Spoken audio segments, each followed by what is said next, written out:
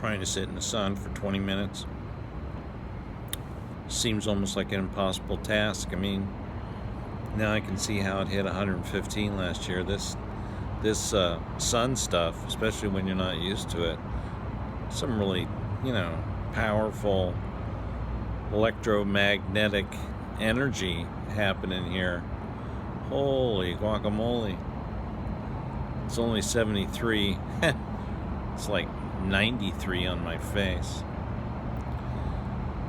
So I'm thinking about scientists who stray out of bounds, don't talk about the party line, specifically Bob Lazar.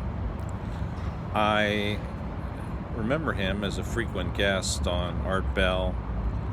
I read that he appeared on Joe Rogan a time or two as well. I didn't see those broadcasts, but I certainly recall hearing him in the 90s on Art Bell talking about experiments in and around Area 51, which the U.S. government finally admitted to its existence, but only after decades of, whack job, nut job, conspiracy theorists holding court about what they saw or heard or experienced there.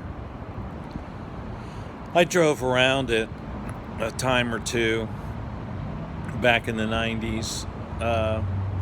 It abuts US 95, which is a big major old school, mostly two-lane blacktop interstate. Not sure where it starts. Washington, goes through Oregon, Nevada. It's the main route north-south from Las Vegas to Reno. And near Tonopah, there's a Air Force base. It's called the Nellis Air Force test site. And just north of there, there's a Navy aviation test site.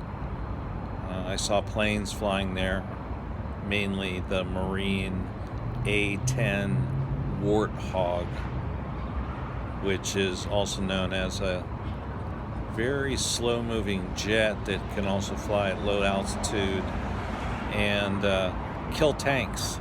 It's a tank killer.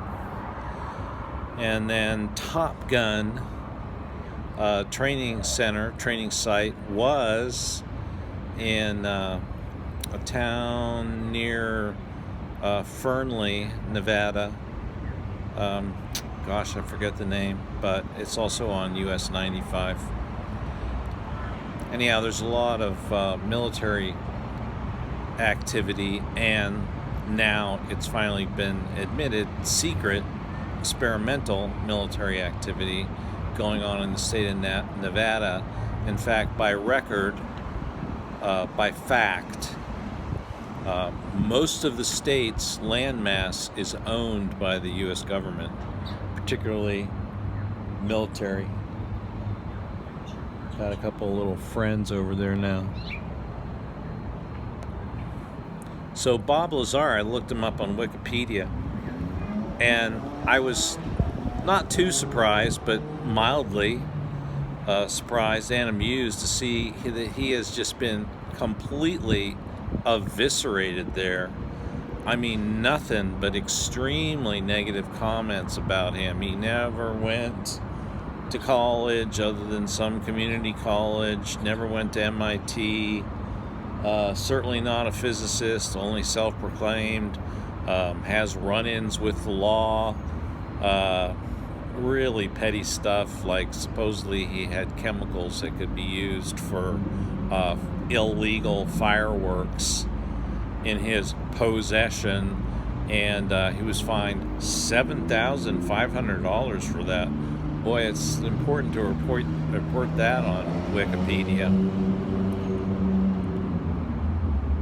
It made me think, like, what the heck they might say about a genius like Nikola Tesla. That's going to be in my next episode. the brilliant scientist who discovered scalar wave theory and invented the free energy technology whereby the negative dipole, I'm not making this up, this is a fact, negative dipole is in a vacuum in the fourth dimension, hence unlimited free energy. This is factual stuff. You can look it up. Needless to say, it's all kept hush-hush because energy is the number one commodity in a capitalist society or any society. There can be no such thing as free energy.